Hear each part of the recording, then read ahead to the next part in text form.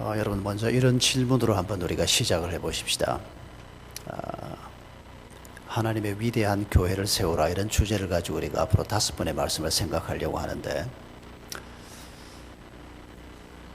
여러분 500명 모이는 교회가 하나님의 나라를 위해서 큰 일을 할 수 있을까요? 5,000명 모이는 교회가 하나님의 나라를 위해서 큰 일을 할 수 있을까요? 한 번도 답을 안 하시는데, 너무 빨리 답할 필요는 없습니다. 생각은 하고 계시죠? 지금 무슨 얘기를 하려고 저러나 생각은 해보셔야 합니다. 정답을 벌써 찾은 분 있으면 빨리빨리 진행을 해야 되겠는데, 그러나 별로 없으리라 생각을 하고, 그래야 또 강사가 할 말이 좀 있지 않겠습니까? 이 첫 질문의 답을 여러분이 찾는 데 도움을 드리기 위해서 두 번째 질문을 해보겠습니다. 몸무게가 50kg인 사람이 하나님의 나라를 위해서 큰 일을 할 수 있을까요? 몸무게가 100kg인 사람이 큰 일을 할 수 있을까요?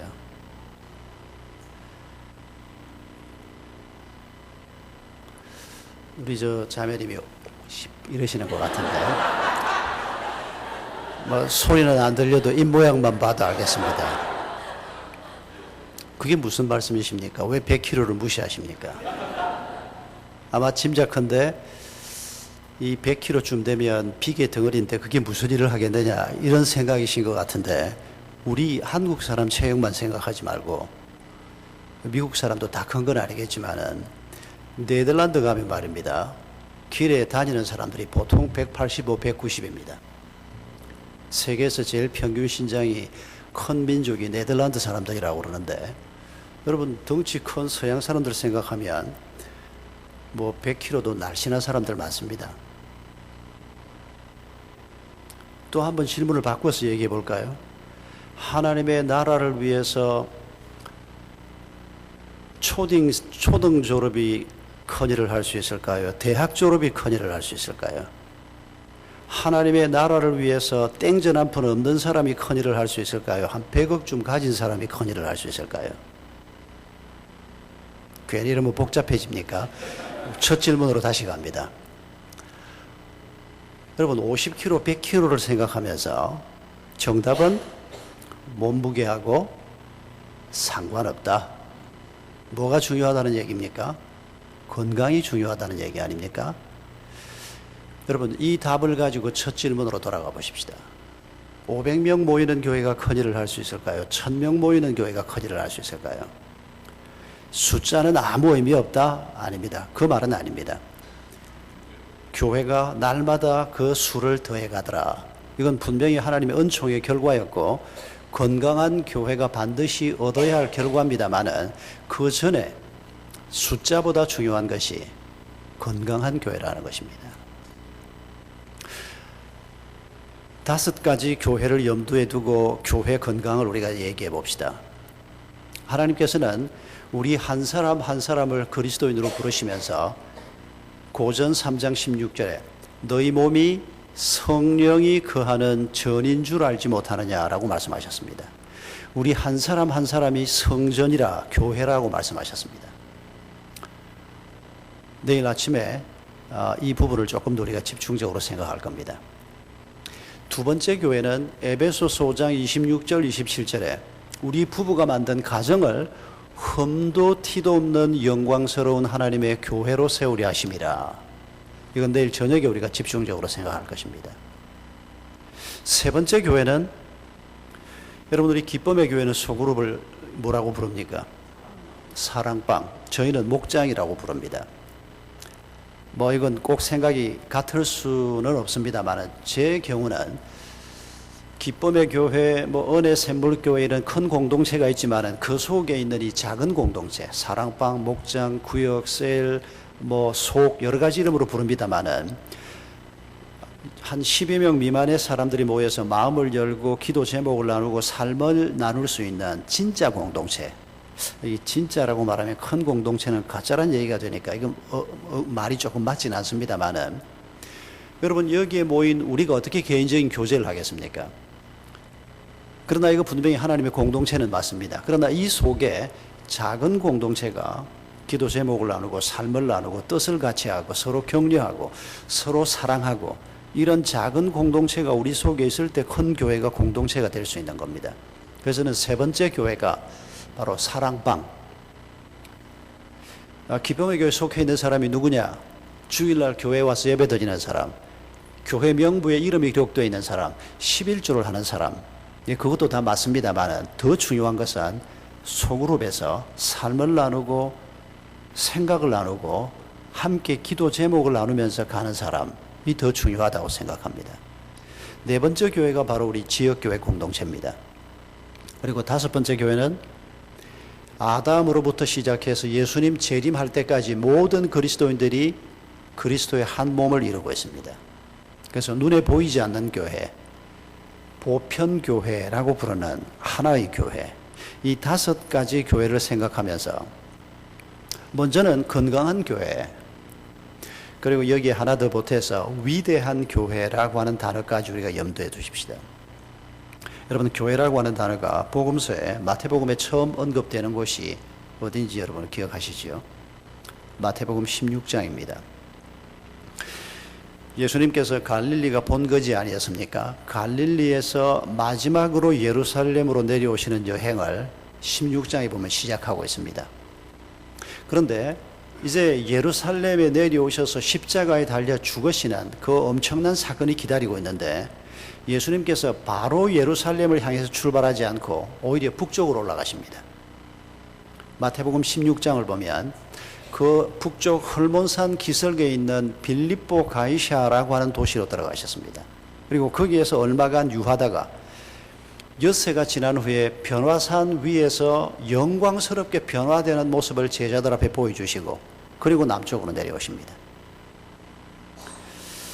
여러분, 마태복음 16장에 이 빌립보 가이샤라고 부르는 이 도시가 지금 우리가 이 도시가 얼마나 아름다운 도시인지 이 도시의 구조가 어땠는지 잘 알 길은 없습니다. 그러나 빌립보라고 하는 도시 이름에 가이샤라고 하는 이름이 하나 더 붙어 있다는 것만 생각해 봐도 이 도시가 어떤 도시인지 우리가 몇 가지 짐작할 수 있습니다. 여러분, 가이사가 뭔지 아시죠? 로마 황제의 칭호입니다. 우리가 그냥 여기 필라델피아 한쪽에 그냥 동네를 하나 만들어서 가이사라는 이름을 붙여보자. 로마가 다스리던 때는 어림도 없는 소리입니다. 황제의 이름을 가져다가 도시에 붙이려고 하면 그 도시가 근사한 도시라야 합니다. 시원찮은 도시에는 그런 이름을 붙이는 걸 허락하지 않습니다. 그래서 가이사 필리포라고 하는 도시가 우리가 잘 알 수는 없지만 그 이름 하나만으로도 아주 아름답고 아주 잘 지어진 도시였을 것으로 충분히 예상할 수 있습니다. 그리고 또 하나 더 예상할 수 있는 것은 그 도시의 가장 중심부에 어쩌면 가장 높은 곳일 수도 있습니다. 고린도 같은 곳은 주신이 가장 높은 우리 남산 못지않게 높은 자그마한 산이 하나 있는데 그 산 꼭대기에다가 주신전을 지어 놓았습니다. 지금은 옛터만 남아 있습니다만은 그런 높은 곳이 없으면 도시의 중심지 가장 한가운데다가 주신으로 섬기는 신의 신전을 짓습니다.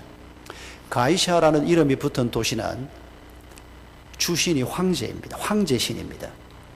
아주 아름답고 황제 이름이 붙어있는 근사한 신전이 지어져 있는 그 도시로 예수님께서 제자들을 데리고 들어가셨습니다. 거기에서 밥도 잡수시고 잠도 주무시고 여러 가지 일을 했지 않겠습니까? 그런데 마태복음 16장에 뭐가 기록되어 있습니까?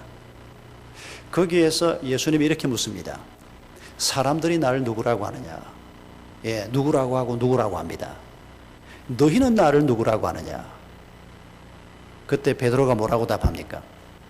주는 아까 우리가 찬송했던 것처럼 주는 그리스도시요 살아계신 하나님의 아들입니다. 주님이 그 답을 듣고 아주 기뻐하셨습니다. 그리고 뭐라고 말씀하셨습니까? 내가 이 고백, 이 반석 위에 내 교회를 세우리라.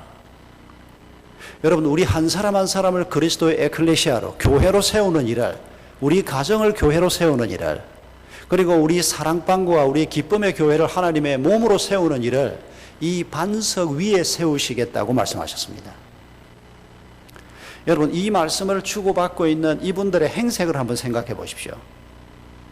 우리 예수님은 나이 30이었습니다만 그때 한 33쯤 되셨죠. 그런데 여러분, 복음서에 이런 대화를 기억하십니까? 어떤 분들이 예수님을 보고 당신 나이가 50이 못 돼 보이는데 아브라함을 보았단 말이요, 이런 대화가 복음서에 기록되어 있습니다.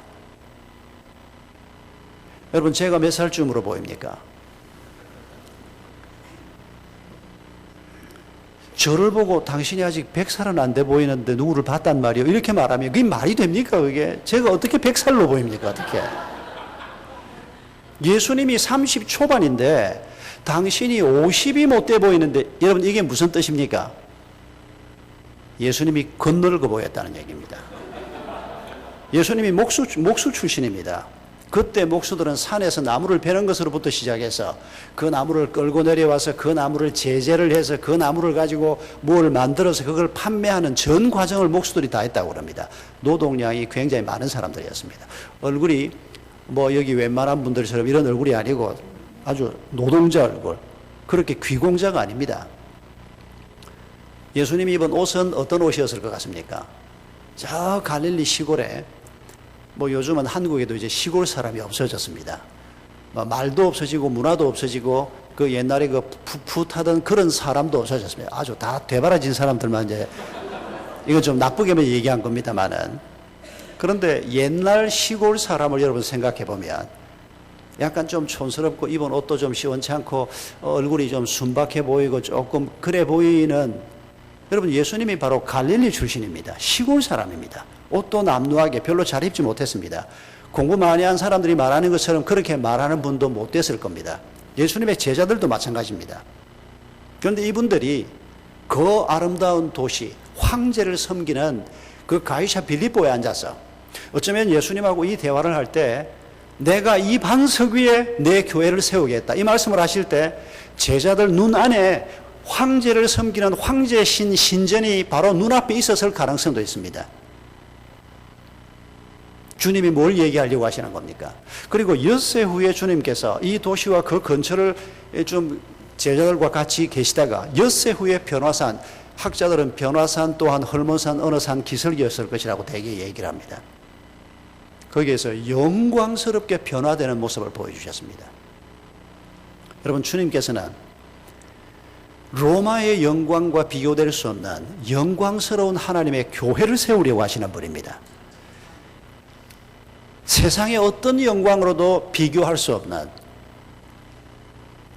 오래간만에 필라델피아를 와보니까 참 좋습니다. 가을에 와보니까. 제가 89년 가을에 여기서 한 달 반 머물다 갔는데, 저는 미국 그러면 이 필라델피아 가을이 늘 먼저 머리에 떠오르는 사람입니다.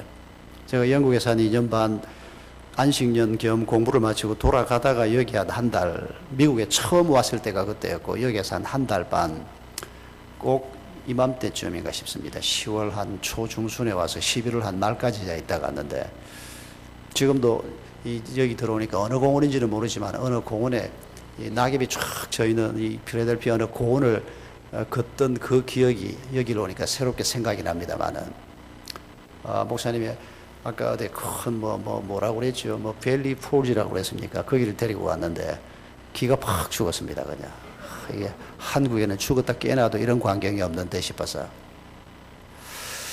여러분 여기에 사시는 거 축하합니다. 그러나 필라델피아의 영광으로도, 미국의 영광으로도, 이 세상 어떤 영광으로도 뒤덮을 수 없는 하나님의 교회의 영광을 우리 주님께서 제자들에게 말씀하고 있는 것을 기억하십시다. 우리가 이런 마음을 가지고 말씀 앞에 우리 자신을 한번 비추어 볼 수 있기를 바랍니다. 하나님께서 하나님의 교회를 세우려고 하시는데, 그리고 나와 내 가정과 우리 사랑방과 기쁨의 교회와 이 시대 교회를 하나님의 교회로 세우려고 하시는데, 그 출발점이 과연 어디인가? 이미 우리가 이 반석 위에 내 교회를 세우리라 라고 하는 말씀이 출발점이라는 것을 느끼고 계실 것입니다. 주는 그리스도시요 라고 말씀하시는 베드로가 고백하셨던 예수 그리스도가 그리스도다, 메시아다라고 하는 이 말씀의 의미를 우리가 오늘 밤 다시 한번 생각하려고 합니다. 여기가 출발점이기 때문입니다. 아니, 우리 기쁨의 교회 성도들이 제대로 출발하지 못했을 거라고 생각해서 강사라는 사람이 와서 첫날 밤 이런 설교를 하나? 아닙니다, 여러분. 여러분 대부분이 복음에 대한 분명한 확신을 가지고 있을 것이라고 믿습니다. 그럼에도 불구하고 우리가 어디에서 시작하는가 하는 것을 다시 한번 우리 마음에 되새기는 것은 주님이 우리에게 가르치신 방법입니다. 너희는 기억하라. 너희는 기억하라. 구약 성경에 끊임없이 나오는 말씀입니다. 우리가 어디에서 출발했는가, 그 영광스러운 예수 그리스도의 십자가와 부활이 어떤 것인가를 우리가 이 밤에 다시 한번 생각하면서 우리가 하나님이 주신 복음의 영광을 확인하기를 원합니다. 그 영광 앞에서 우리가 가지고 있는 문제들이 별거 아니구나 하는 것을 다시 한번 깨달을 수 있는 밤이 되기를 원합니다. 그리고 우리 가운데 숫자가 많지는 않겠지만은 몇몇 분들은 교회를 좀 다니고 있어도 믿는다는 것이 정말 무엇인지 아직 정리가 안 된 분들이 여기에 좀 있습니다. 처음 온 당신이 어떻게 하느냐고요? 알지요. 어디든지 그런 분이 있기 때문입니다. 예수님 앞에 앉아있던 12 중에 한 분이 그런 분이었습니다. 어디든지 그런 사람은, 어떤 분은 아예 20%가 그런 사람이다 이렇게 경영학 이론에서까지 그렇게 얘기하는 분을 본 적이 있습니다만은, 그런 분들은 대박 만난 줄 아시면 딱 될 것 같습니다. 우리 오늘 밤에 이 예수 그리스도의 얘기를 다시 한번 해보고 싶습니다. 예수님과 니고데모 두 분이 예수님께서 마태복음 16장에서 제자들과 이 대화를 나누기 3년 전에 예루살렘에서 대화를 나누셨습니다. 여러분, 니고데모는 성경에 소개되어 있습니다만은 사내들인 공회 의원이었고 바리새인이었고 이런 설명이 나오는데, 한마디로 이분은 국가적인 지도자였습니다. 0.1% 안에 들어가는 국가적인 지도자였습니다. 연세도 많은 분이었습니다. 이런 분이 이제 막 소문이 나기 시작한 이 갈릴리 출신 예수라고 하는 랍비가 예루살렘에 나타났다는 얘기를 듣고, 요즘 같으면 누구 하인시켜서 가서 그 예수라는 젊은 그 갈릴리에서 온 랍비를 우리 집으로 좀 오라고 그래라. 내가 밥도 좀 대접하고 얘기하고 싶다 그래라. 이래도 될 법한 신분의 사람인데 이분이 직접 예수님을 찾아갑니다. 시작부터 범상치 않은 사람입니다. 예수님하고 그날 밤에 하루 저녁 대화를 나누셨는데 아마 그 이후에도 예수님을 들어 만나 뵀을 것 같긴 한데 성경에 따로 기록이 없습니다. 아주 짧게 요한복음 3장에 두 분이 나눈 얘기가 요약이 되어 있고, 그리고 3년 후에 나타납니다. 이분이 언제 나타납니까? 예수님이 십자가에 달려 죽으시던 그날 나타납니다. 그때 제자들 다 도망쳤습니다. 여제자들만 남아 있었습니다. 여제자들은 남자 제자들보다 믿음이 좋아서 십자가 옆에 남아 있었느냐? 아닙니다. 여제자들은 잡아 죽이지 않기 때문에 그 옆에 있었습니다. 어떤 분들은 여성들이 믿음이 좋아서, 요즘도 교회 안에 대개 여성들이 믿음이 좋고 남성들은 좀 시원찮으니까 여성들이 믿음이 좋아서 그 자리를 지키고 있고 남성들은 다 도망간 것처럼 얘기하는데, 제가 보기에 그렇게 해석하는 건 너무 여성들에게 점수를 많이 주는 해석입니다. 그때 아무도 예수 그리스도의 부활을 믿지 못했습니다. 말씀을 분명히 듣고 예수님이 몇 번씩 말씀하셨는데 여제자들도 아무도 믿지 못했습니다. 너무 엄청난 사건이었기 때문입니다. 그들이 도망가지 않고 있었던 것은 여제자들은 잡아다 죽이려고 하질 않으니까 거기 있어도 괜찮았기 때문입니다. 믿음이 더 있으냐 덜 했느냐 그런 얘기는 빼고, 여러분 다 도망가고 예수 그리스도께서 행하셨던 지난 3년의 사역이 이제 끝장났다고 생각했던 바로 그때 니고데모가 나타납니다. 예수님의 몸에 내가 향로를 바르겠다고. 여러분 이게 뭘로 의미하는 겁니까? 예수님의 숨은 제자들까지 다 포함해서 예수님의 제자들 중에서 가장 신분이 높고 가장 부자고 가장 많이 가진 분이 니고데모나 아리마대 요셉 같은 분이 아닐까 생각이 됩니다. 그런데 이분들이 예수님의 시신을 내달라, 장례를 치르겠다, 내가 향료를 바르겠다, 그건 자기들이 가진 모든 기득권을 내려놓고 나는 예수의 제자다라고 하는 것을 선포한 것입니다. 그런데 이분이 처음 나타난 장면이 바로 이 요한복음 3장입니다. 이때 두 분이 나눈 대화 중에서 우리가 오늘 밤에 3절로 5절을 읽었습니다마는 베드로가 주는 그리스도시요라고 고백했던 그 고백이 예수님께서 3절에서 이렇게 표현이 되고 있습니다. 사람이 2번 태어나지 않으면 하나님 나라를 볼 수 없습니다 라고 하는 말입니다. 여기 예수님이 니고데모에게 반말한 것처럼 우리 한국말로는 번역이 되어 있는데, 여러분 예수님이 반말했을까요? 아니면 높임말을 썼을까요? 모르시겠습니까? 요한복음 4장에도 보면 예수님께서 수가성 우물가에서 어떤 여자에게 내게 물 좀 달라, 우리 한글 개역에는 그렇게 번역되어 있는데 예수님이 정말 그렇게 말했을까요? 왜 이렇게 이상한 눈으로 쳐다보십니까? 예수님 반말하지 않았습니다. 아주 정중하게. 왜 여러분 would you please 이런 말 있지 않습니까? 정중하게 내게 물 좀 주시겠습니까? 라고 말했는데 번역을 그렇게 해놓은 겁니다. 아주 이 번역이 고약합니다. 제가 성수공의 번역 책임자한테 여러 해설에 이거 제발 좀 다음 성경 나올 때는 좀 고쳐보라고 그랬더니, 맞아, 그 박 목사 그거 고쳐야 되는데 안 고쳐집니다. 이거 어떻게 된 셈이지? 여러분 예수님은 젊은 분이고 니고데모는 연세가 많은 분이었습니다.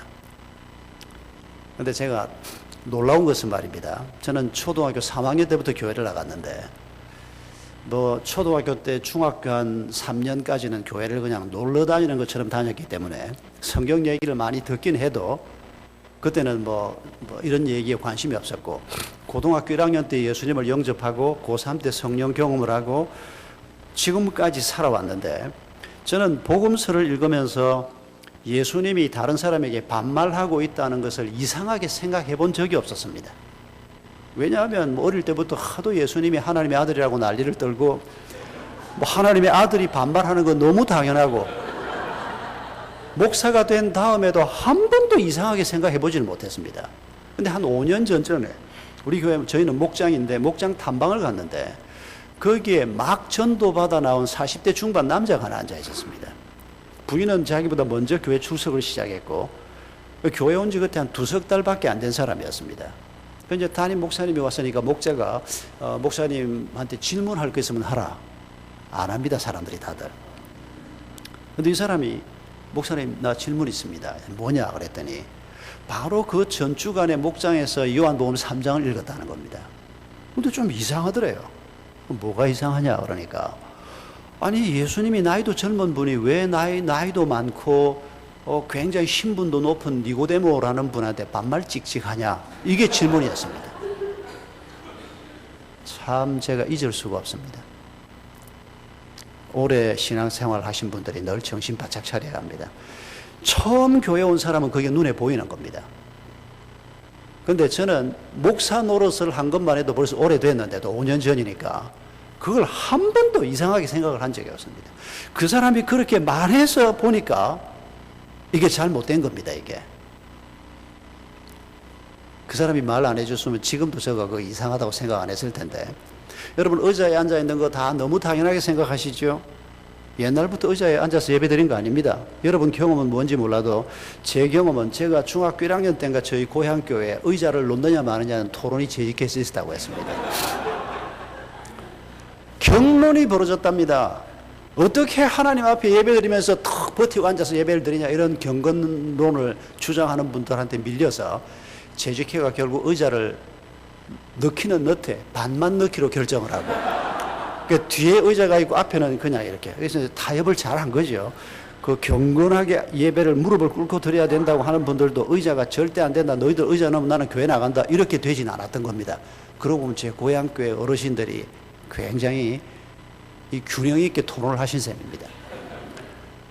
그 어느 날 보니까 의자가 뒤에만 들어와 있더라고요. 그 저는 냅다 뒤에 가서 앉았지요. 우리 장로님들은 전부 앞에 무릎 딱 꿇고, 물론 방석 놓고. 그래서 제가 방석 놓으나 의자 놓으나 마찬가지인데 뒤에 앉아서 그런 생각을 했습니다만은, 그래도 입 밖에 내지는 않았습니다. 그러더니 그 의도면가 한 1, 2년 지내니까 의자가 다 들어왔습니다. 여러분 이거 그냥 들어온 게 아닙니다. 이렇게 우리가 생활을 하면서 하나님의 말씀의 본질과 비본질이 구별이 안 되는 경우가 참 많습니다. 교회를 오래 다녀도 처음 들어온 사람이 보는 걸 오래 믿은 사람이 잘 못 보는 게 너무 많고요.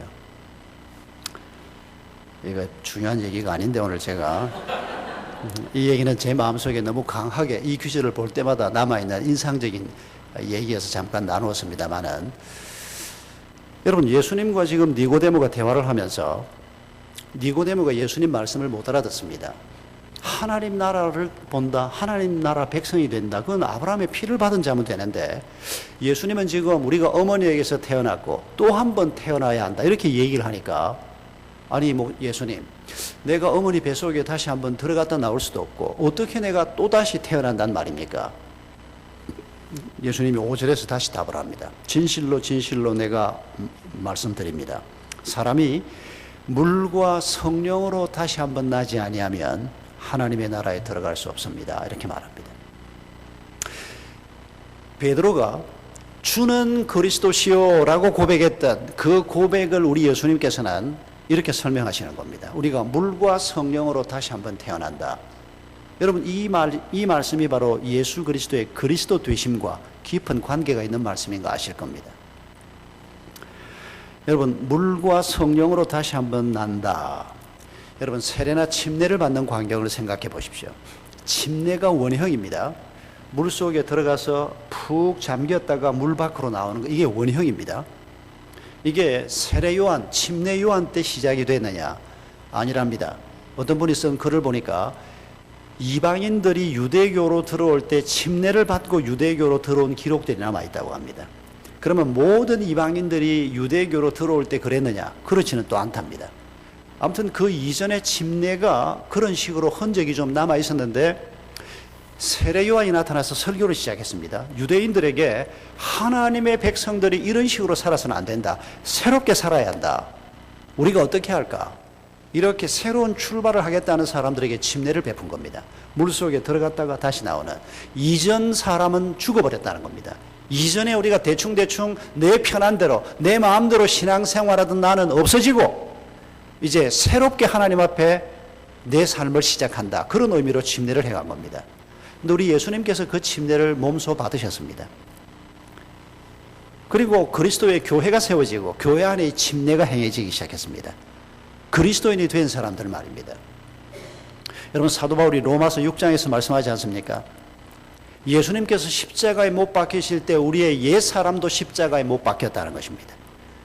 예수님께서 장사 지내실 때 우리의 옛 사람도 함께 장사 지내졌다는 것입니다. 이게 물속에 푹 잠기는 옛 사람의 죽음을 의미합니다. 그리고 예수님이 부활하실 때 죽음을 이기신 그 능력으로 부활하실 때 우리 예수 그리스도를 믿는 사람들도 새로운 사람으로 예수와 함께 새 생명으로 태어난다는 것입니다. 여러분, 세례 혹은 침례 의식 속에 담겨져 있는, 형식은 침례와 세례지만은 세례는 머리 꼭대기에 물을 발라서 침례를 약식으로 하는 겁니다. 여러분, 박해가 시작이 됐고 복음이 북쪽으로 올라갔지 않습니까? 그런데 물을 데워서 큰 통에다가 사람을 집어넣었다가 빼고 할 수 있는 이런 형편이 못 됐습니다. 그러니까 약식 세례, 침례하고 같은, 머리에 물을 바르는 것으로 몸 전체가 물속에 잠기는 것 같은 약식 의식을 행하는 겁니다. 이 침례의식, 세례의식이 행해지기 전에 이미 우리 마음 가운데 성령으로 우리가 세례를 받는 것입니다. 성령으로 침례를 받는 것입니다. 성령께서 왜 오셨습니까? 성령께서는 예수 그리스도가 왜 십자가에 달려 죽으셨는가, 그걸 우리에게 가르치기 위해서 오신 분입니다. 그래서 사도 바울께서 고린도전서 12장 3절에서 고린도 교회 성도들에게 편지를 쓰면서 누구든지 성령으로 말미암지 않고는 예수를 주라 할 수 없느니라. 성령으로 말미암아 예수 그리스도의 죽음의 소식을 들은 사람들은 예수 그리스도의 십자가의 죽음이 나의 주 되심이라는 것을 알고 있습니다. 그러나 성령으로 듣지 않고 뉴스로 들은 사람들은 저주받은 자라. 고전 12장 3절에서 그렇게 말씀하고 있습니다. 왜 저주받았습니까? 예수님이 훌륭한 분이라는 걸 인정한다고 하더라도 그 당시에 가장 비참한 십자가형을 당했습니다. 뭐 그 이전에 어떤 삶을 살았든지 간에 십자가에 달려 처형을 받았다. 그건 저주받은 자라고 말할 수 있는 아주 악독한, 뭐 어떤 분은 심지어 그렇게까지 말합니다. 인간이 발명해 놓은 모든 사형 제도 중에서 십자가형이 가장 악독한 것이다. 그렇게까지 표현을 합니다만은, 그러니까 저주받은 자라고 말해도 틀리지 않습니다. 그러나 성령으로 말미암아 예수의 죽음의 의미를 아는 사람, 그 사람은 그 예수의 죽음이 그냥 죽음이 아닌 것을 안다는 것입니다. 여러분, 예수님의 죽음이 어떤 겁니까? 예수님이 십자가에 달려 죽으시면서 했던 말들 7마디 중에 여러분, 맨 마지막에 예수님이 내 영혼을 받으소서라고 말씀하기 직전에 내가 다 이루었다 라고 말씀하신 말씀 기억하실 겁니다. 여러분, 그거 테텔레스타이라고 하는 말입니다. 그거 문자적으로 번역하면 내가 값을 다 치루었다 라고 하는 말입니다. 이 말은 설교자들이 강단에서나 쓰는 말이 아닙니다. 이건 종교학자들이 쓰는 언어도 아닙니다. 그 당시 예수님 살던 그 시절 사람들이 시장에서 일상생활 속에서 늘 쓰던 표현이 테텔레스타이라고 하는 표현입니다. 내가 이런 컵을 하나 사러 갔습니다. 이게 얼마입니까? 라고 물으니까 5,000원이요. 내가 돈 5,000원을 꺼내서 주면 주인이 테텔레스타이, 이거 의미는 바뀌어야 되겠습니다. 내가 다 치루었다가 테텔레스타이니까 네가 값을 다 치루었다는 뭐가 돼야 될지, 제가 테텔레스 타이가 아니고 뭐가 돼야 되겠는데, 그건 우리 박 목사님이 따로 설명을 해 주시고. 여러분, 내가 값을 다 치루었다. 그래서 이 물건이 저쪽 소유에서 내 소유로 옮겨지는, 내가 빚을 100만 원 빌려 썼다가 내가 그 빚을 가지고 차용주에게 가서 내 빚을 이제 갚습니다라고 말하면, 이 빚쟁이가 차용증을 끄집어내서 그걸 찢으면 속은 불에 태우면서 아니면 나한테 주면서 테텔레스타이, 당신이 이제 빚을 다 치루었습니다. 이제 더 이상 묶인 것이 없습니다. 일상생활 속에서 쓰던 말입니다. 그 말이. 그걸 우리 주님께서 십자가에 달려 죽으시면서 외치신 것입니다. 여러분, 그게 뭘 가르치는 겁니까? 우리가 어떤 죄에 묶여 있었습니까? 창세기 3장에서부터 시작된 우리 인간들이 안고 있는 죄들 말입니다. 가장 기본적인 죄가 선악과를 따먹었던 죄입니다. 선악과에 대해서 아직 혹시 이해가 제대로 정돈이 좀 잘 안 되어 있는 분들은 잘 정돈하시기 바랍니다. 저는 교회 다니면서 어릴 때 늘 하나님 앞에 선악과 얘기만 들으면 불만이 많았습니다. 하나님께서는 그 열매 하나 따먹었다고 그걸 그렇게 난리를 치시고, 그 에덴 동산같이 살기 좋은데 그냥 살게 내버려도 좀 나도 거기서 살았을 텐데, 어떻게 그 열매 하나 따먹었다고 하나님께서 그걸 그렇게 난리를 치실 수가 있나. 뭐 엄청난 범죄를 저지른 것으로, 그래 두 사람을 쫓아내고 인류의 불행이 그때부터 시작됐다고 설교자들은 다 얘기를 하고, 저는 하나님에 대해서 굉장히 불만이 많았습니다. 이해가 안 됐습니다. 그러나 여러분, 한번 잘 생각해 보십시오. 그 선악과를 따먹은 사건이 단순히 열매 하나 잘못 따먹은 사건입니까? 옆에 나무 걸 따먹어야 되는데 너무 배가 고파서 그냥 가까이 있는 거 하나 따먹었던 이런 수준의 죄면 하나님께서 그렇게 까다롭게 그러진 않았을 거라고 생각합니다. 여러분, 그 창세기 3장을 보면 그 열매를 따먹을 때 창세기 3장 5절에 뱀의 모습으로 나타난 사탄이 우리 조상 할머니 하와에게 뭐라고 설명하는 장면이 나옵니까? 당신이 이 열매를 따먹으면 눈이 밝아져서 어떻게 된다고요? 하나님처럼 될 것이다 라고 말합니다. 여러분, 그 열매를 따먹을 때 우리 할머니 하와, 우리 할아버지 아담이 가지고 있던 생각은 내가 하나님처럼 되고 싶다라고 하는 것이었습니다. 그게 열매 하나 따먹는 사건이 아닙니다. 하나님처럼 된다는 말이 무슨 말일까요? 그걸 따먹으면 겨드랑이 밑에 날개라도 하나 나타나서 마음대로 날아다니는 이런 상상을 했을까요? 아닙니다. 여러분, 성경을 보면 우리가 알 수 있습니다.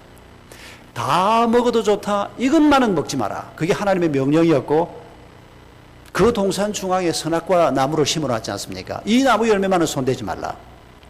여러분, 그 열매는, 그 나무는 굉장히 중요한 기능을 가지고 있습니다. 아담 하와에게 하나님을 기억나게 해주는 나무입니다. 내게 말씀하시는 하나님, 나를 복되게 하시고 나를 하나님의 사람으로 아름답게 살아갈 수 있게 하시기 위해서 내게 말씀하시는 하나님이 계시다는 것을 기억나게 해주는 나무가 바로 그 선악과 나무입니다. 내가 누군가를 기억하게 해주는 나무가 바로 그 나무입니다. 나는 내 마음대로 살면 안 되고, 내 마음대로 살면 내 삶은 엉망이 되는 거고, 말씀하시는 하나님의 말씀과 인도하심을 따라서 내 삶을 살아야 한다. 여러분, 그게 바로 그 나무가 가진 용도입니다. 그런데 그 나무 열매를 따먹으면서 내가 하나님처럼 되고 싶다. 그건 아주 명확한 뜻이 담겨져 있습니다. 이제 더 이상 하나님이 내 인생에 개입하지 말라는 겁니다. 하나님이 이건 먹어라 저건 먹지 말라, 그런 하나님 나는 싫다는 겁니다. 내가 먹고 싶으면 먹고 내가 먹기 싫으면 안 먹고 내 인생은 내 거니까 내가 결정하겠다. 그게 여러분 우리 할아버지 할머니가 결정한 내가 하나님처럼 되겠다는 정확한 의미입니다. 여러분, 이게 우리가 말하는 신학자들이 붙인 표현이긴 합니다만 원죄라고 하는 겁니다. 내가 하나님처럼 살고 싶다. 내 인생에 하나님이 더 이상 개입하지 마라. 내가 먹고 싶으면 먹고 내가 하고 싶으면 하고, 주일이라고 교회 오라 그러고 공동체가 같이 있어야 된다 그러고, 나 하나 그냥 이리저리 살면 얼마든지 편한데, 설교도 그냥 텔레비전 켜면 설교 잘만 하는 사람들 잔뜩 나와서 하는데 뭘 굳이 꼴보기 싫은 김 집사도 봐야 되고, 뭘 내가 이렇게 신앙생활을 해야 되냐. 오늘 신앙생활을 한다는 사람들조차도 어떤 분 표현처럼 마태복음, 마가복음, 누가복음, 요한복음을 들고 있는 게 아니고 내가 복음을 들고 다닙니다. 자기 하고 싶은 대로 그냥 말로는 하나님을 믿는다고 하면서 정작 하나님을 믿는 게 아니고 내가 마음대로 하나님을 조종하면서 소위 신앙생활을 한다는 사람들. 아닙니다, 여러분. 우리가 그렇게 살면 아담 하와가 어떻게 변질되는가를 성경이 보여주지 않습니까? 여러분, 아담 하와가 그렇게 하나님하고의 관계가 끊어졌습니다. 여러분, 이 끊어질 때 상태를 우리가 잘 생각해 보면, 여러분, 꽃꽂이 해놓은 꽃을 한번 여기 꽃꽂이 해놓은 꽃이 있네요.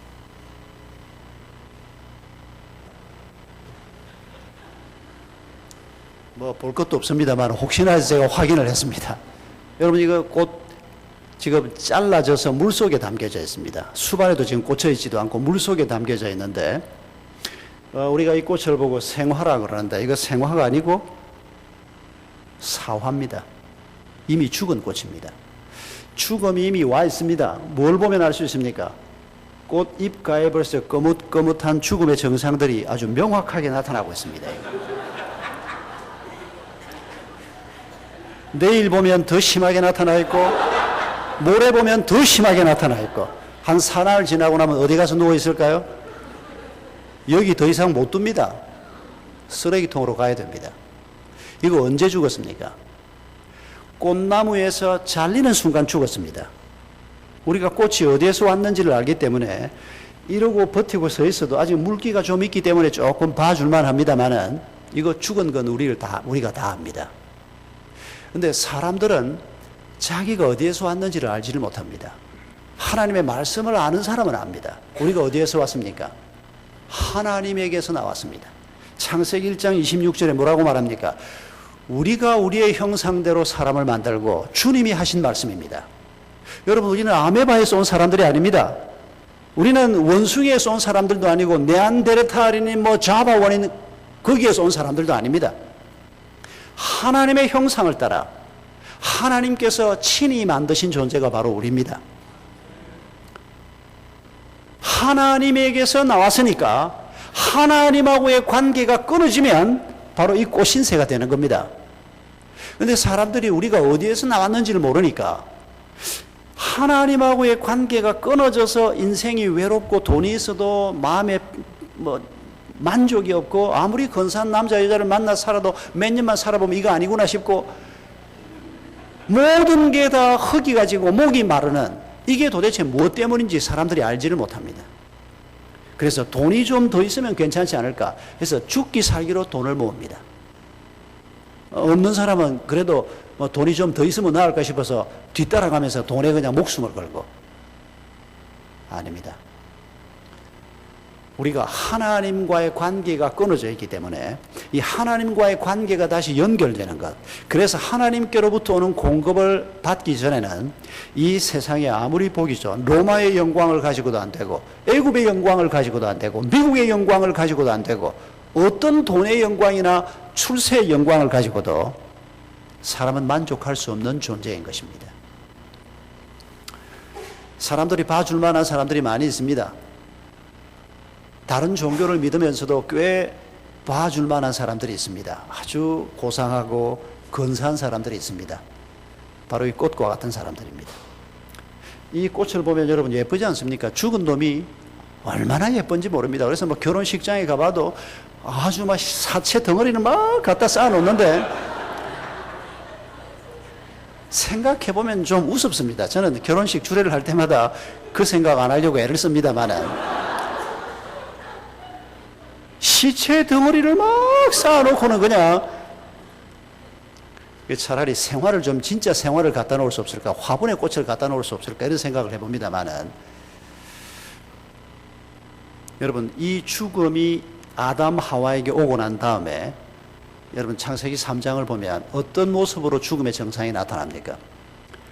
아담이 아내에 대해서 갖는 태도를 보면 알 수가 있습니다. 아담이 하나님과 잘 연합되어 있을 때, 하나님으로부터 모든 공급을 잘 받고 있을 때 아내를 두고 뭐라고 표현했습니까? 내 살 중에 살이요 내 뼈 중에 뼈로다, 이런 고백을 했습니다. 근데 하나님과의 관계가 끊어진 다음에 자기 스스로 하나님처럼 살고 싶다, 그런 자리에 섰을 때 아내를 두고 뭐라고 얘기합니까? 하나님이 내게 주신 이 여편네 때문에 내가 지금 이루고 있습니다, 이렇게 얘기합니다. 하와는 뭐라고 얘기했을까요?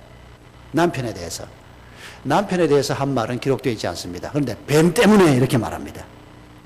아마 모르긴 몰라도 남편 때문에라고 하는 말도 그 속에 좀 담겨 있을지 모릅니다. 결국 여러분 둘이 같이 쫓겨납니다.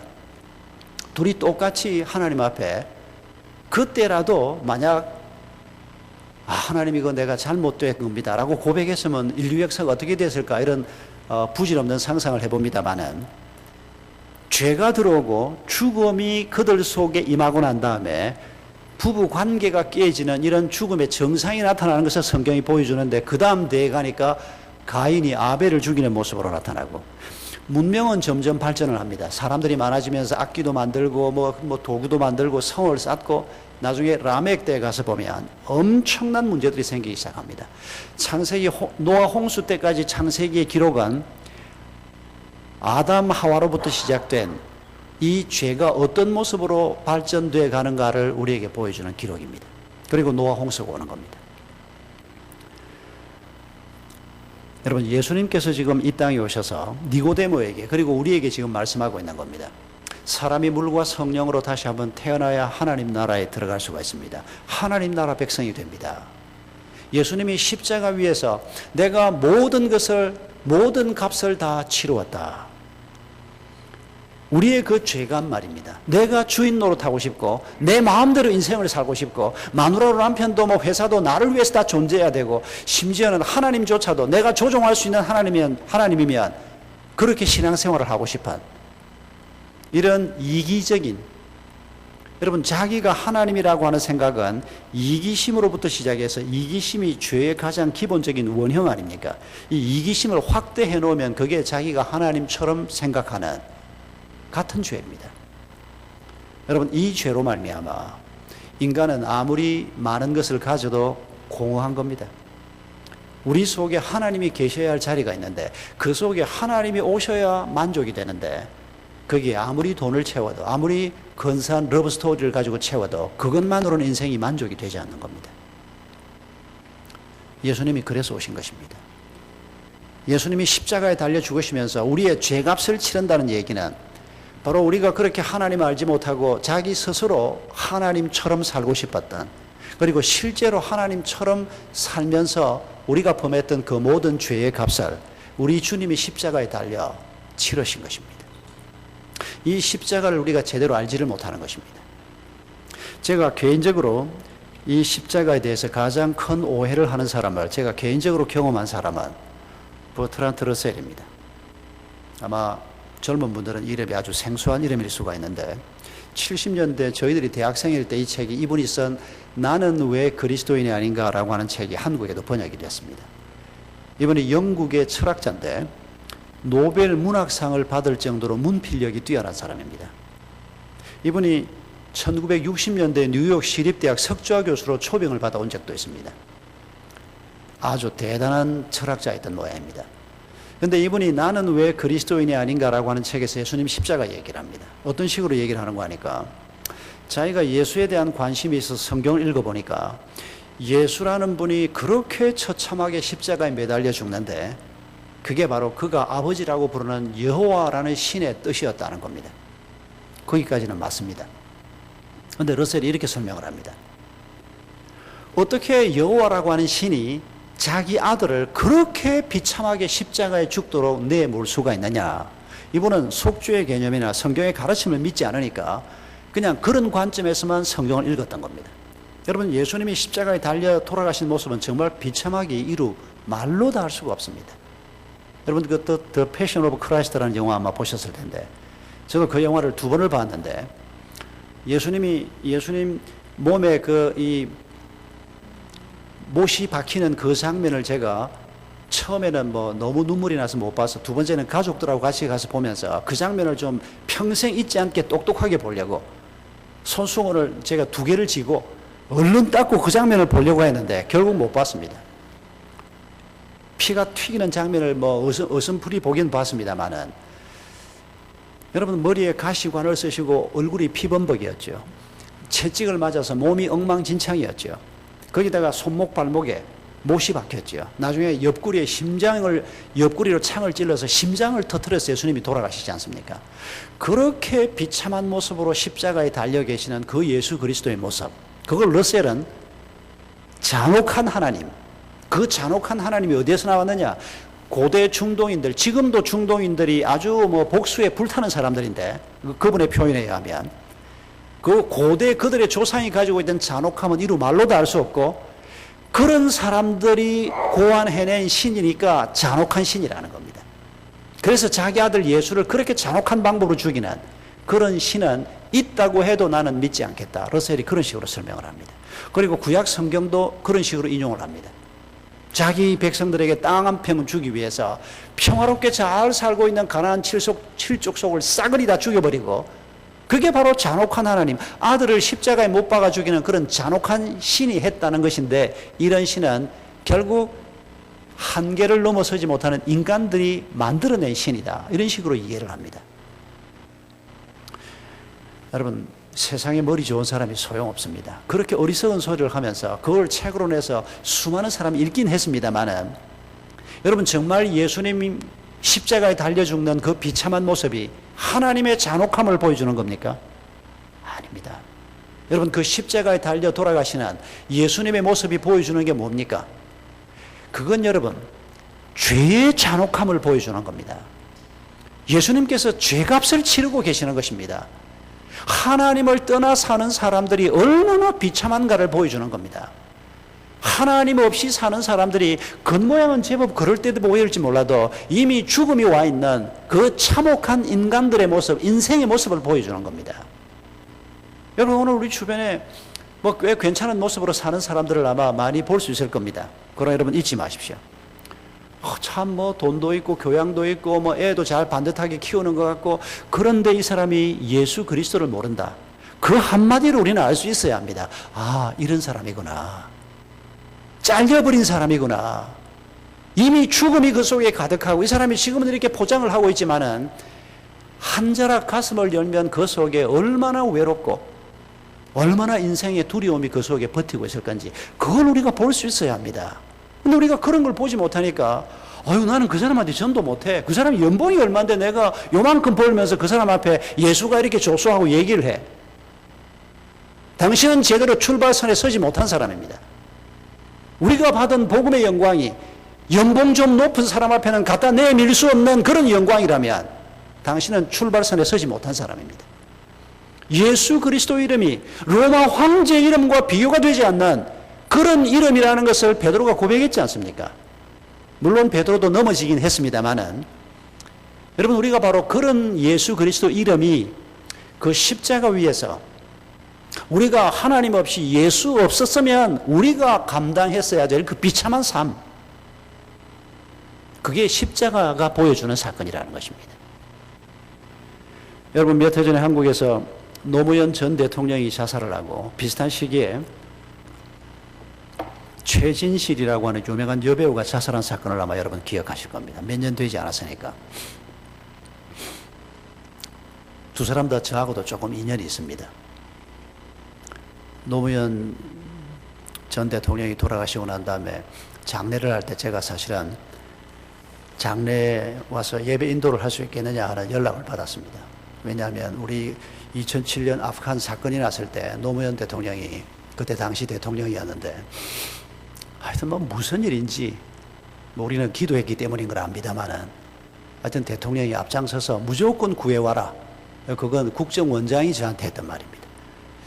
사건이 다 끝나고 난 다음에 만났더니 국정원장이 저한테 그렇게 얘기를 했습니다. 도대체 대통령이 직접 대통령하고 만나진 않았는데 무조건 우리 국민 23명을 구해와야 된다. 예수도 안 믿는 국정원장 김만복 씨가 아프간까지 직접 갔지 않습니까?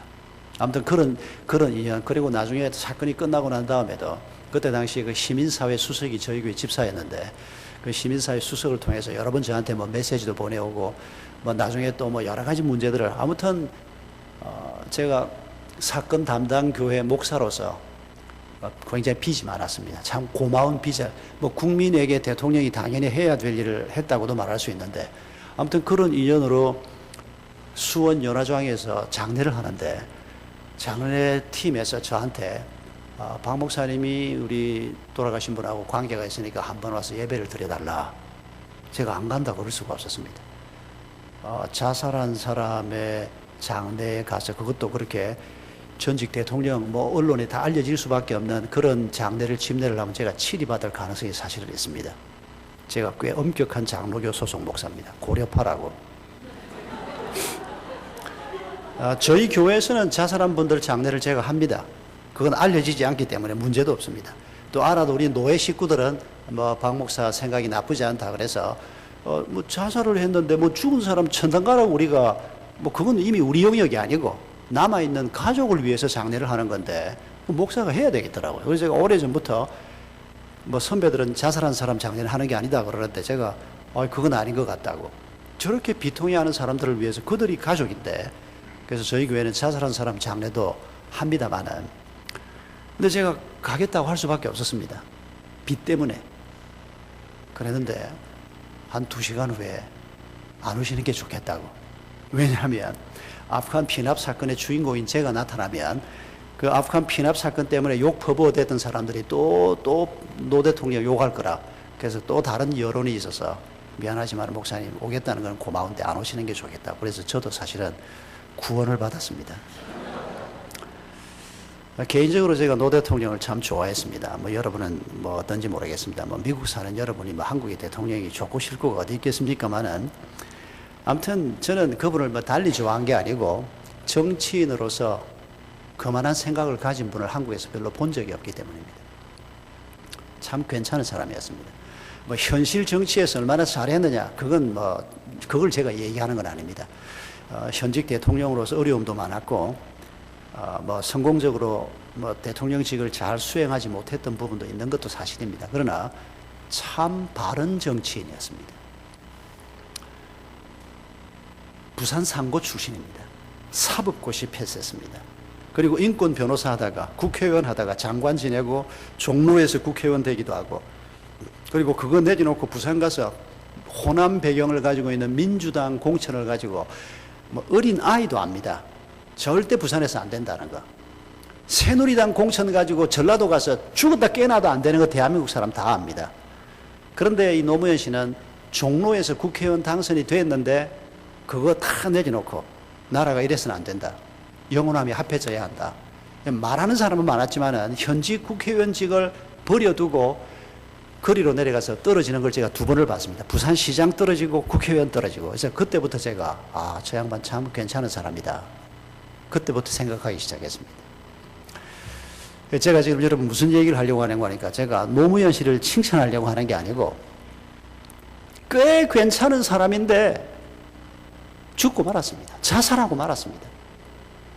그런 의기 있는 정치인, 그리고 그렇게 똑똑한 사람인데도 그 인생의 짐이 무엇인지 우리가 알 수는 없습니다. 전직 대통령의 명예를 가지고도 안 되고 그 사람이 가지고 있는 의지력이나 그 사람이 가지고 있는 그 뛰어난 탁월한 어떤 의식을 가지고도 해결할 수 없는 인생의 큰 무게 앞에서 결국 부엉이 바위에서 뛰어내려서 돌아가시고 말았습니다. 최진실이라는 여자도 마찬가지입니다. 여러분, 국민 여배우란 이름을 들었던 나이 40이 채 되지 않았던 아주 예쁜 여배우입니다. 하룻밤 연속극에 나오면 1,000만 원 받았습니다. 하룻밤에 10,000불 받았습니다. 1,000만 원 그러니까 돈이 얼마나 큰지 여러분 잘 모르시는 것 같은데. 월화수목금 5번 나오면 일주일에 5만 불 받는 사람입니다. 그거 한 30회, 40회 나옵니다. 애가 둘이나 있는 애기 엄마였습니다. 이혼은 했습니다만은, 이혼까지 그 뭐 시원찮은 뭐 서반인지 남반인지 없으면 못 삽니까? 뭐 돈 잘 벌겠다, 대한민국 최고의 여배우겠다. 그런데 그 여성도 돈으로도 감당할 수 없고, 얼굴 예쁜 걸로도 감당할 수 없고, 국민 여배우라는 타이틀 가지고도 감당할 수 없는, 뭔지는 모르지만은 인생의 큰 무게에 짓눌려 살다가 스스로 목숨을 끊고 말았습니다. 여러분, 그게 인간이라는 것을 기억하자는 것입니다. 겉보기는 화려해 보이고 겉보기는 그럴듯해 보여도 여러분 그 속에 이미 죽음이 와 있는 겁니다. 그리고 죽음의 정상이 지금 여러분은 잘 안 보이겠지만 제가 가까이서 보니까 이거 벌써 죽음이 꽤 많이 와 있습니다. 지금 이거 쓰레기통에 가야 될 게 아직 여기 있는 것 같습니다. 저 뒤쪽에 숨어있는 꽃 3개는 지금 시커먼 게 벌써 다 막 나타나 있습니다. 지금 저런 걸 보면서도 여러분은 어떻게 생각하십니까? 아유, 막 그럴 값에 그냥 뭐 대통령이라도 한번 해보고 그냥 뭐 이렇게 생각하시는 분은 잘못 생각하시는 겁니다. 생각을 바꾸셔야 하는 겁니다. 대통령 해보고 허망하더라, 안 해보고 허망하더라는 것을 깨닫는 사람이 지혜로운 사람입니다. 국민 여배우 한번 해보고 그냥 뭐 하루에 10,000불씩 버는 거 좀 해보고 난 다음에 허망해도 뭐 허망했으면 좋겠다. 어리석은 사람이 갖는 생각입니다. 여러분, 거기에서 쉽게 헤어날 수 없습니다. 여러분, 겉모양이 어떠냐가 중요한 게 아니고 우리 내면에 있는 외로움, 우리 내면에 있는 황폐함, 우리 내면에 있는 아픔, 이런 것들이 여러분 우리 속에 다 있었고 지금도 있지 않습니까? 이걸 어떻게 씻느냐는 겁니다.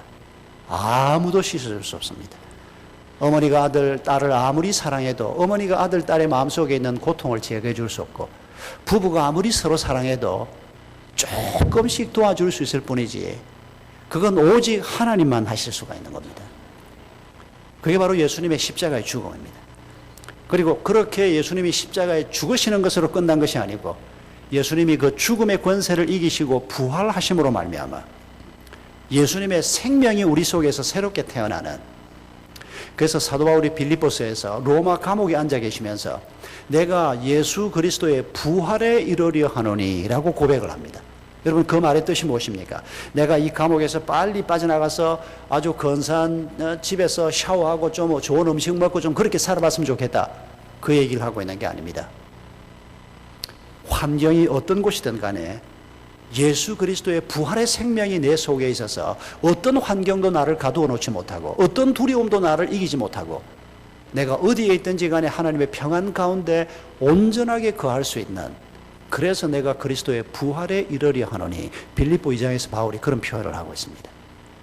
여러분, 이게 우리에게 약속되어 있는, 아니 이미 우리 가운데 그 일부가 영원한 그 나라에서 누리게 될 그 평안이 이미 우리 가운데 조금씩 지금 우리가 맛볼 수 있는 이런 그리스도의 삶으로 우리가 초대를 받은 것입니다. 여러분, 정말 우리가 제대로 출발했는가? 우리가 이 질문 앞에서 자신에게 한번 물어보십시오. 사도 바울이 예수 그리스도가 주 되신다라고 고백했습니다. 예수님께서 십자가에 달려 죽으시고 우리를 위한 값을 지불하셨으므로 내 생명은 이제 내 것이 아니고 예수 그리스도의 것이라는 겁니다. 내 삶은 내 것이 아니고 내 돈과 시간과 내 모든 것들이 내 것이 아니고 주님의 것이라는 겁니다. 그래서 주님이 주인 되신다는 것입니다. 작년에 시사저널이라고 한국에 꽤 알려져 있는 잡지에서 한국 교육 문제를 다루는 상당히 큰 기사가 하나 실렸습니다.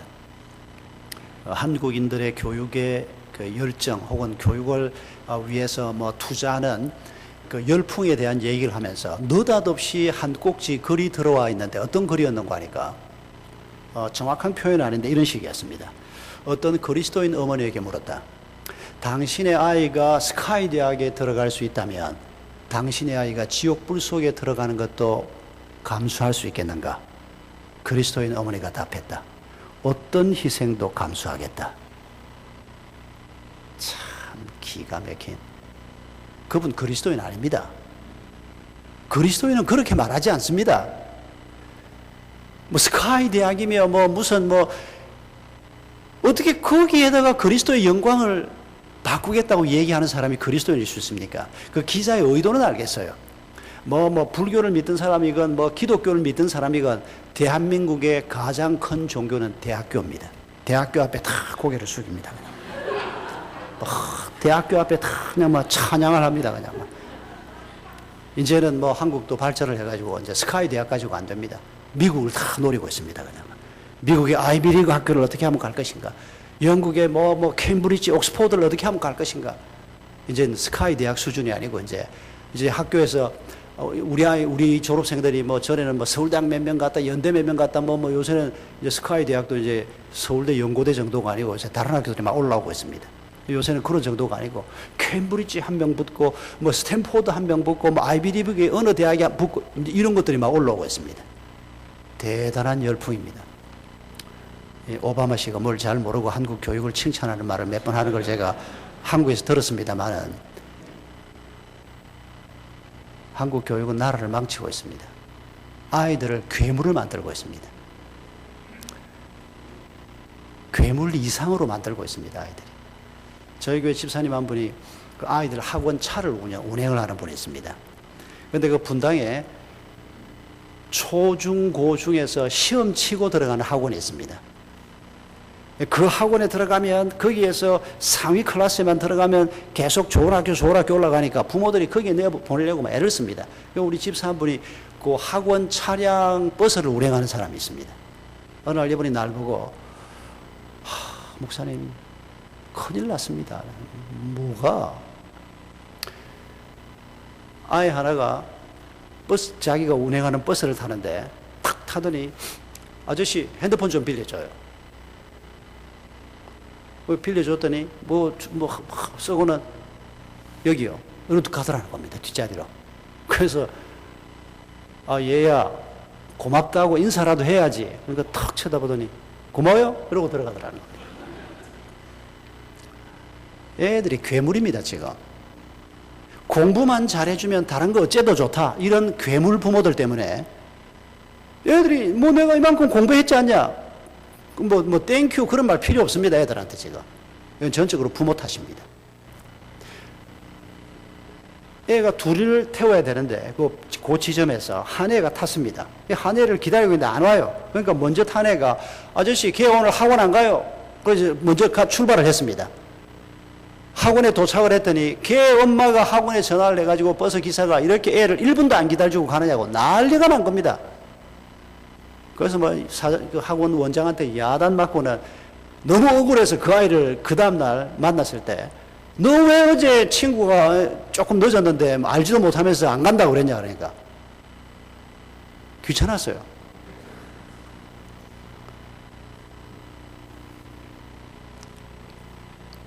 여러분 우리가 지금 이런 세상 속에 있는데 미국은 한국보다 이 교육 열풍이 제가 보기에는 덜하지도 않습니다. 여기 있는 한국 사람도 한국에 있는 한국 사람이나 똑같고 보니까 제가 몇 년 전에 LA 안식년 와서 1년 있으면서 보니까 백인 애들도 가외하더라고요.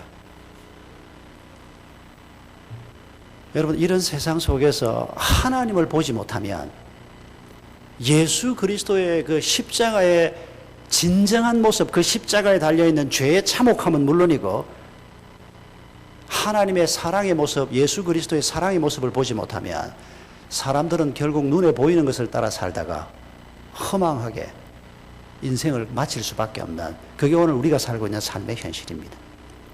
여러분 이런 속에 하나님께서는 우리를 그냥 버려두지 않고 우리를 하나님의 성전으로 세우려고 하시는 것입니다.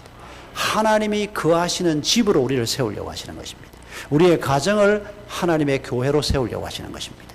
그리고 우리의 자손들을 천대에 이르도록 하나님의 은혜를 베풀겠다. 신명기 5장 10절에서 3500년 전부터 하나님께서 우리에게 약속한 말씀입니다. 하나님의 교회가 세워져야 합니다. 사람들이 거룩한 하나님의 백성으로 세워져야 합니다. 예수 그리스도를 닮는 사람들로 세워져야 합니다. 위대한 교회라고 하는 말이 여러분 우리가 위대해서가 아니고 하나님께서 우리를 위해서 가지고 있는 이 그리스도의 몸됨이야말로 이 땅에서 어떤 것도 비교할 수 없는 위대한 일이기 때문에 우리가 감히 위대한이라는 단어를 쓰는 것입니다. 우리를 생각할 때는 갖다 붙일 수 없는 단어입니다. 그러나 하나님께서 이 시온찮은 우리를 그리스도의 몸으로 세우려 하십니다. 그런데 이 그리스도의 몸이 된다는 것, 거룩한 백성이 된다는 것이 무엇인가? 그걸 우리가 며칠 동안 계속 생각해 보겠습니다만 오늘 말씀을 마치면서 우리가 이렇게 출발해서 어디를 향해서 가고 있는가 하는 얘기를 마지막으로 좀 나누고 설교를 마치려고 합니다. 전남 영암에 영호마을이라고 하는 마을이 하나 있습니다. 이 마을에서 목회를 하던 목사님이 한 7, 8년 전에 제가 강남의 논현동에 있는 서울영동교회에서 목회를 할 때 와서 집회를 했습니다. 그때 참 도전적이고 굉장히 은혜로운 집회를 했는데 제가 그분 성함은 말씀드리지 않겠습니다. 요즘 이분이 좀 구설수에 올라있기 때문에 그분 이름을 얘기할 필요 없이 그분 교회 한 성도 얘기를 하려고 하는데, 그러니까 제가 한 20여 년, 17, 8년 전에 그분 집회 때 얘기를 들었는데 그분에 관한 책이 나왔다 그래 찾아보니까 책이 없어져 버렸어요. 출판사에 전화를 해봤더니 절판이 책을 중단을 하고 시중에 나가 있는 책도 전부 회수했다는 겁니다. 문제가 생겨서. 그러고 있는데 누가 인터넷 검색창에 잊혀진 사람들의 마을이라는 한번 글귀를 쳐보라고, 거기에 책이 출판이 중단된 책이 뜨는 겁니다. 아마 지금도 그 책을 발견할 수 있을 겁니다. 그 책을 제가 구해서 읽어보니까 제가 한 17, 8년 전에 우리 교회 집회 때 다 들었던, 하나도 새로운 얘기는 없고 다 들었던 얘기였습니다. 그 중에 그 양씨라고 하는 분 얘기가 참 인상적이었는데, 오래간만에 그분 얘기를 다시 읽으면서 제가 큰 도전을 받았는데 이런 얘기였습니다. 이 양씨는 그 교회에서 예수 믿은 지 가장 얼마 되지 않은 어린 신자였습니다. 한 1, 2년도 채 안 된 이런 신자였습니다. 그런데 이분이 어느 여름에 목사님 사택에 숨이 그냥 턱에 닿을 듯이 헐떡거리면서 목사님 사택에 쫓아왔더라는 겁니다. 그러면서 목사님 내가 어떻게 해야 되겠느냐고, 그러고 쫓아왔는데 물을 한 잔 먹이고 차근차근 얘기를 들었던데 이런 얘기였습니다. 자기가 암돼지 5마리를 키우는데 아침에 일어나 보니까 이 암돼지 5마리가 자기하고 바로 옆집 담이 따로 없고 그냥 두 집이 담 없이 이래 이래 바운더리를 만들어서 사는데, 이 암돼지 5마리가 옆집 그 처마밭을 엉망으로 만들어 버린 겁니다. 그랬더니 이 영감님이 그 야채값 해봐야 한 1, 2만 원 하면 다 갚아줄 수 있는데 암돼지 5마리를 몽땅 붙잡아 놓고는 야채값 대신에 이 암돼지 5마리를 자기가 갖겠다고 그러는 겁니다. 아주 심보가 고약한 양반입니다. 여러분, 돼지가 암돼지 한 마리면 값이 얼마입니까? 그거 한 마리 팔면 5분의 1, 10분의 1만 해도 야채값 되고 남는데 무슨 소리냐 하고 언쟁을 하다가 이 양반이 목사님한테 쫓아온 겁니다. 왜냐하면 이 목사님이 독일에서 박사학위까지 하고 온 사람이고, 교회 무슨 행사가 있으면 군수님도 집사님이니까 와가지고 목사님 앞에 이러고, 그 마을에서는 목사님이 아주 그냥 시골 목사님이 아니고 유명인사였습니다. 그래서 이 초신자 생각에 이 박사학위까지 가지고 있는 우리 목사님이 와서 얘기하면 이 영감이 좀 말을 들어줄란가, 그리고 목사님한테 부탁을 하러 온 겁니다. 그런데 목사님이 얘기를 다 듣더니 가서 암돼지 5마리 돌려달라 말해주기는 커녕 이렇게 얘기를 한 겁니다. 양씨, 그 영감님이 보니까 욕심이 굉장히 많은 사람인데 가서 그 암돼지 5마리를 어떻게 해서든지 돌려받는 것보다 더 중요한 게 있지 않냐. 그거 돌려받으려고 가서 서로 다투고 고함 지르고 설사 돌려받는다고 하더라도 그 양반이 기분 나빠서 당신 욕하고 교회 욕하고 예수님 욕하고 그러고 다니면 이 시골 마을에서 우리가 어떻게 전도를 하고 어떻게 교회를 세워나가겠냐. 세상에 목사님이 이렇게 얘기를 한 겁니다. 그러니까 이 양 씨가 이 얘기를 듣고 제가 놀라운 것은 목사님은 또 그렇다 하더라도 이 초신자인 양 씨가 그 얘기를 듣고 가만히 생각해 보니까 아이고 내가 이거 암돼지 5마리, 여러분 암돼지 5마리 20몇 년 전 시골에서 암돼지 5마리 있으면 아이 하나 서울에 대학 보낼 수 있는 재산입니다. 그게 큰 재산입니다. 그런데 내가 이거 돌려받는 것도 중요하지만 이것 때문에 예수님 욕먹으면 안 되지. 교회가 이 마을에서 복음 전하지 못하는 교회가 되면 안 되지. 그래서 암돼지 5마리를 그 영감한테 깨끗이 넘겨줘 버린 겁니다. 제가 만약 상담을 받았으면 그렇게 하지 않았을 겁니다. 이런 고약한 영감이 어디 있냐 이게 남의 재산을 넘봐도 그렇지 뭐 토끼 한 마리도 아니고 암돼지 5마리를 우리 교회 김 변호사 좀 오라 그래라. 저 인간을 어떻게 좀 혼을 내고 정신 바짝 차리게 해줄까. 그런데 이분들은 그런 분들이 아니었습니다. 한 서너 달 지났습니다.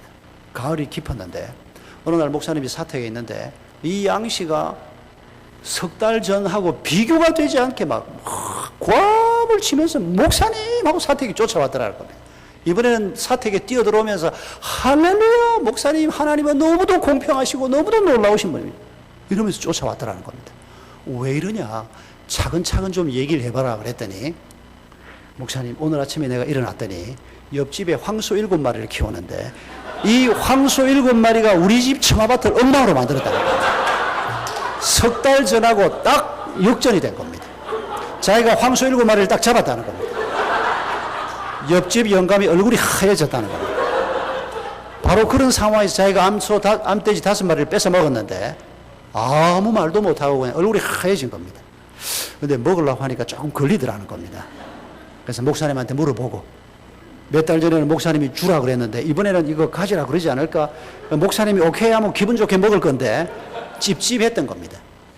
목사님한테 쫓아왔는데 이미 자기는 결정한 겁니다. 하나님이 그때 그 보상으로 너무도 놀랍게 지금 목사님이 양씨 좀 앉아봐라.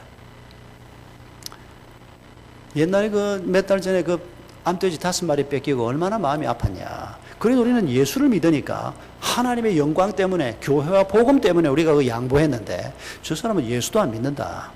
이제는 암돼지도 아니고 황소 그것도 7마리를 뺏기고 나면 저 영감이 어떨 것 같으냐.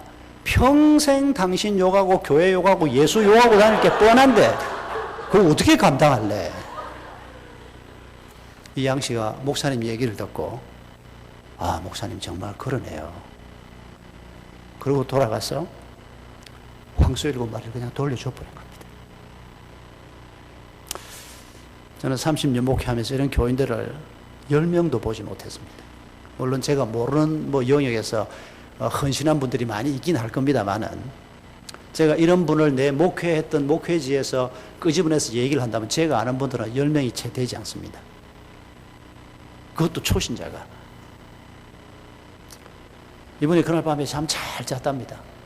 여러분 어려운 결단이지만은 암돼지 5마리 줘버려. 황소 7마리 줘버려. 결단하고 나면 하나님께서 평화를 주시거든요. 그날 밤에 기분 좋게 잠 잘 잤답니다. 그런데 옆집 영감은 한 잠도 못 잤답니다.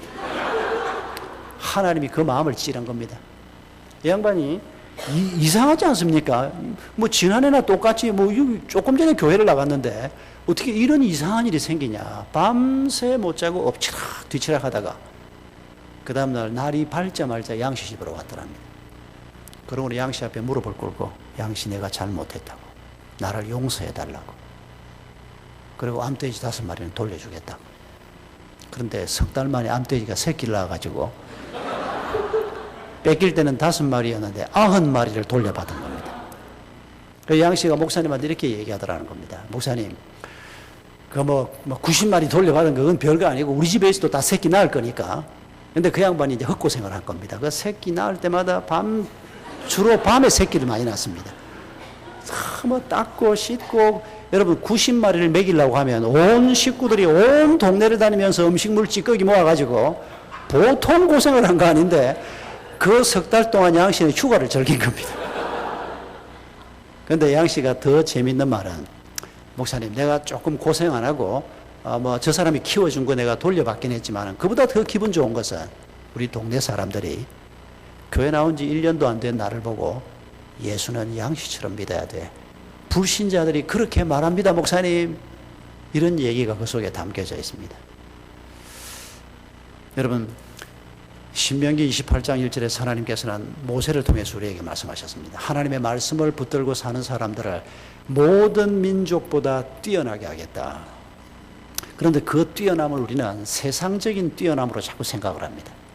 아닙니다, 여러분. 세상적인 뛰어남보다 훨씬 더 위에 있는 우리 주님을 닮는 거룩함, 우리 주님 비슷한 사람이 되는 것, 여러분, 이런 탁월함이 우리에게 약속이 되어 있습니다. 우리가 믿음으로 출발을 할 때, 예수 그리스도의 십자가의 은혜로 출발을 할 때, 그리고 예수 그리스도의 부활의 생명을 우리가 덧입게 될 때, 우리가 바라보고 가는 목표 지점은 예수님처럼 되는 것입니다. 참 죄송하지만은, 너무 놀라운 표현이어서 감당하기가 어렵지만은, 우리 주님은 우리를 보고 예수님 비슷하게 되는, 내 아버지가 완전하니 너희도 완전하라고 말씀하시는 그런 영광스러운 목표를 향해서 우리를 출발시키신 분이 바로 하나님이십니다. 그 하나님의 성령께서 우리 가운데 거하시는 것입니다. 여러분, 우리에게 이런 목표가 있는 것을 이 밤에 다시 한번 바라보면서 우리가 출발한 지점을 뒤돌아보십시다. 우리 함께 기도하십시다.